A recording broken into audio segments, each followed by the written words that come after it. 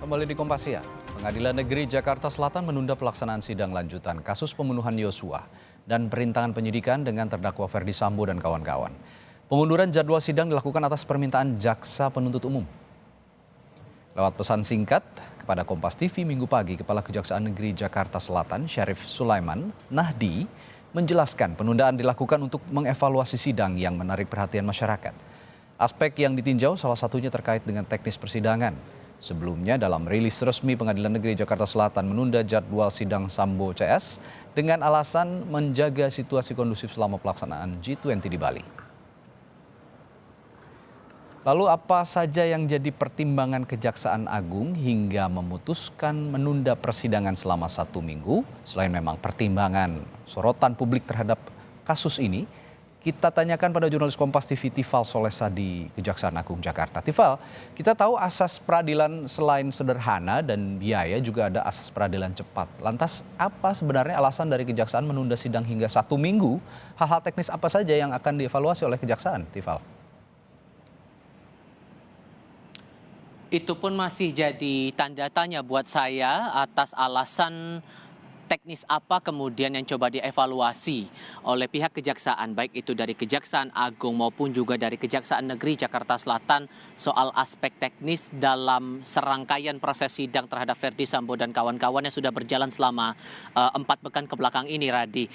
Yang jelas terakhir kali saya coba konfirmasi kepada dua pihak, baik itu Kepala Pusat Penerangan Hukum Kejaksaan Agung Ketut Sumedana maupun Kepala Kejaksaan Negeri Jakarta Selatan Syarif Sulaiman Nahdi. Mereka hanya menyampaikan garis besarnya adalah mereka akan coba mengevaluasi agenda-agenda sidang yang menaruh perhatian besar dari masyarakat secara luas. Nah, apakah ini sehubungan dengan proses sidang yang berlangsung secara terbuka, terlebih dibantu lewat perantara media massa untuk kemudian disiarkan kepada masyarakat secara langsung begitu terkait dengan setiap tahap demi tahap proses persidangan ini pun tidak dijelaskan secara detail oleh pihak kejaksaan.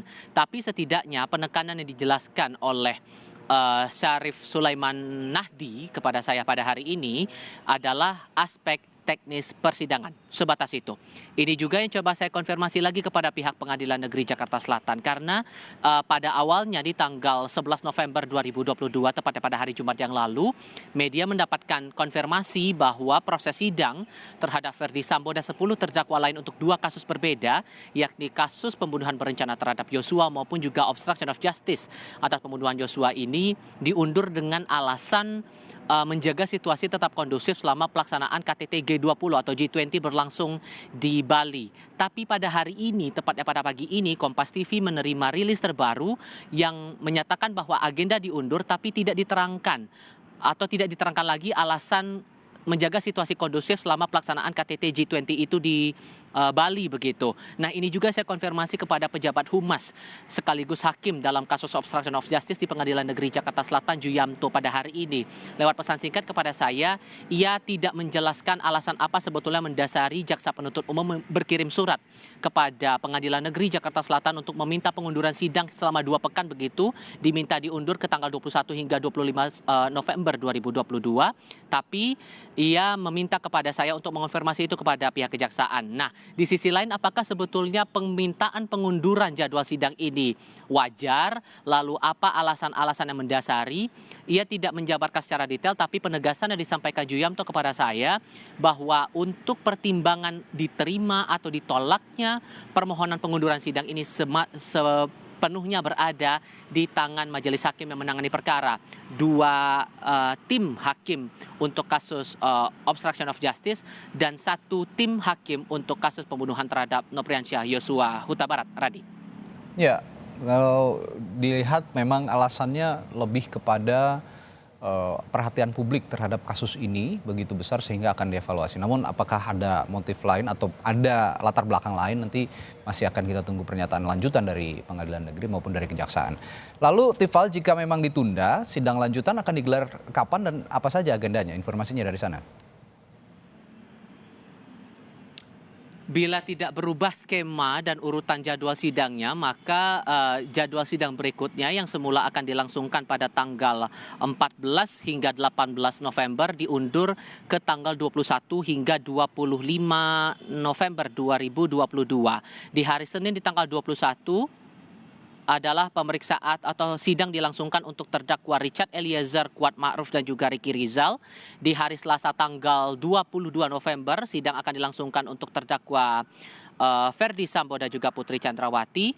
Sementara di hari Rabu tanggal 23 tidak ada agenda sidang. Untuk hari Kamis di tanggal 24 November 2022, sidang akan terfokus untuk kasus obstruction of justice untuk terdakwa Hendra Kurniawan, Agus Nurpatria, Irfan Widianto, Baikuni Wibowo dan juga Cuk Putranto.